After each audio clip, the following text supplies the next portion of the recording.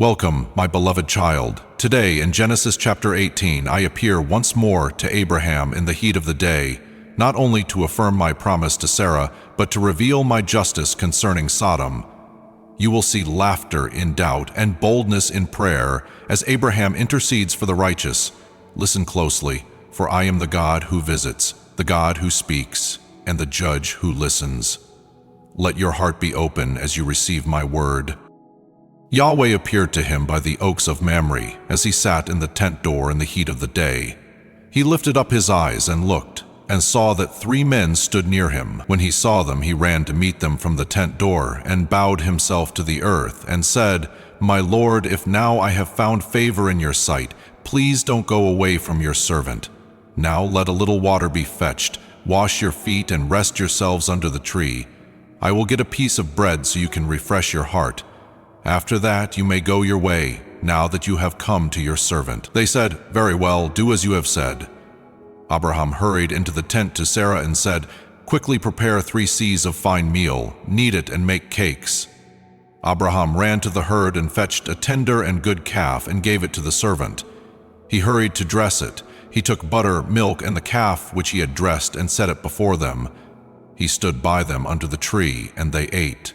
They asked him, "Where is Sarah, your wife?" He said, "There, in the tent." He said, "I will certainly return to you at about this time next year, and behold, Sarah your wife will have a son." Sarah heard at the tent door which was behind him. Now Abraham and Sarah were old, well advanced in age. Sarah had passed the age of childbearing. Sarah laughed within herself, saying, "After I have grown old, will I have pleasure? My Lord being old also." Yahweh said to Abraham, "Why did Sarah laugh, saying, 'Will I really bear a child when I am old?' Is anything too hard for Yahweh? At the set time I will return to you when the season comes around, and Sarah will have a son." Then Sarah denied it, saying, "I didn't laugh," for she was afraid. He said, "No, but you did laugh." The men turned from there and went toward Sodom, but Abraham stood yet before Yahweh. Abraham came near and said, "Will you consume the righteous with the wicked? What if there are 50 righteous within the city? Will you consume and not spare the place for the 50 righteous who are in it? May it be far from you to do things like that, to kill the righteous with the wicked, so that the righteous should be like the wicked. May that be far from you. Shouldn't the judge of all the earth do right?" Yahweh said, "If I find in Sodom 50 righteous within the city, then I will spare the whole place for their sake." Abraham answered, "See now, I have taken it on myself to speak to the Lord, although I am dust and ashes. What if there were lack 5 of the 50 righteous? Will you destroy all the city for lack of 5? He said, "I will not destroy it if I find 45 there." He spoke to him yet again and said, "What if there are 40 found there?" He said, "I will not do it for the 40's sake."